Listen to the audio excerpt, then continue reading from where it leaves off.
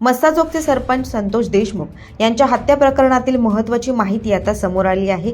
तपासासाठी नेमलेल्या विशेष तपास पथकात काही महत्त्वाचे बदल करण्यात आले असून काही अधिकाऱ्यांना हटवण्यात आलं आहे। या नव्या तपास पथकात आता कोणत्या अधिकाऱ्यांची नेमणूक करण्यात आली आहे याविषयी सविस्तर जाणून घेऊयात। संतोष देशमुख यांच्या हत्येच्या तपासासाठी 1 जानेवारीला नेमलेली SIT रद्द करण्याचा निर्णय सरकारने घेतला आहे। त्याऐवजी आता 6 जणांची नवी SIT स्थापन करण्यात आली आहे। आधीच्या SITवर देशमुख कुटुंबाचा आक्षेप होता। खंडणी प्रकरणातील आरोपी वाल्मिक कराड आणि एका पोलीस अधिकाऱ्याचा एकमेकांच्या खांद्यावर हात असलेला फोटो सोशल मीडियावर व्हायरल झाला होता। त्यावरून SITतील काही अधिकारी आणि सदस्य बदलण्याची मागणी काही दिवसांपासून केली जात होती। यासाठी देशमुख कुटुंबियांनी मुख्यमंत्री देवेंद्र फडणवीस यांची भेट देखील घेतली होती। दरम्यान संतोष देशमुख यांचे भाऊ धनंजय देशमुख यांनी गावकऱ्यांसह सोमवारी रात्री CIDच्या अधिकाऱ्यांची भेट घेतली होती। जे बोललो त्यांना ते जास्तीत जास्त 20-25 मिनिटात आमचं बोलणं झालं।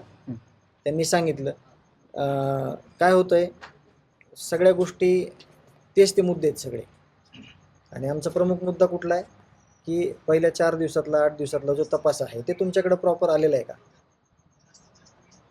आणि मग ते तेली साहेबांकडं त्या गोष्टी सगळ्या आहेत। ते उद्या येतील, आम्हाला बोलवतील, ह्याच पद्धतीनं आम्ही येऊ।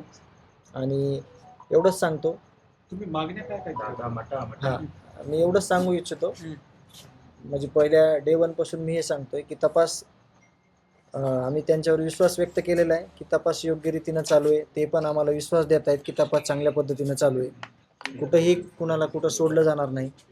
जे आरोपी आहेत, जे कारस्थान करणारे आहेत, त्यांना कुणालाही सोडलं जाणार नाही। आणि त्याच गोष्टीवर आम्ही पण पुढं करतो आमचं। तपास पथकात नव्या अधिकाऱ्यांची नेमणूक करण्यात आली असली तरी SITचे प्रमुख बसवराज तेली यांच्या नेतृत्वाखालीच हे नवीन पथक काम करणार आहे। या नव्या पथकात किरण पाटील, अनिल गुजर, सुभाष मुठे, अक्षय कुमार ठिकणे, शर्मिला साळुंखे, दीपाली पवार या अधिकाऱ्यांचा समावेश आहे। तर आधीच्या तपास पथकातून कोणाला वगळण्यात आलंय याविषयीची माहिती आमदार सुरेश धस यांनी दिली आहे।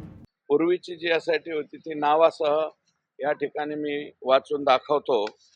तर ते बसवराज तेली SITचे प्रमुख, आणि खाली जे होते 1 नंबरला अनिल गुजर हे DYSP आहेत, विजय सिंग शिवलाल सोनवाल सपो निरीक्षक हे स्थानिक गुन्हे शाखा बीड, श्री महेश विघ्ने पोलीस उपनिरीक्षक स्थानिक गुन्हे शाखा बीड, श्री आनंद शंकर शिंदे पोलीस उपनिरीक्षक पोलीस स्टेशन केज, त्याच्यानंतर श्री तुळशीराम जगताप स्थानिक गुन्हे शाखा बीड, मनोज राजेंद्र वाघ पोलीस हवालदार स्थानिक गुन्हे शाखा Beed, Shri Chandrakant S Kalkute police station Kaij, Balasaheb Devidas Ahankare police station Kaij, Santosh Bhagwanrao Gitte police station Kaij, अशी ही SIT पूर्वी 1 तारखेची होती। दरम्यान महिना झाला तरी या प्रकरणाचा तपास कुठपर्यंत पोहोचला, फरार आरोपींना अद्याप अटक का झालेली नाही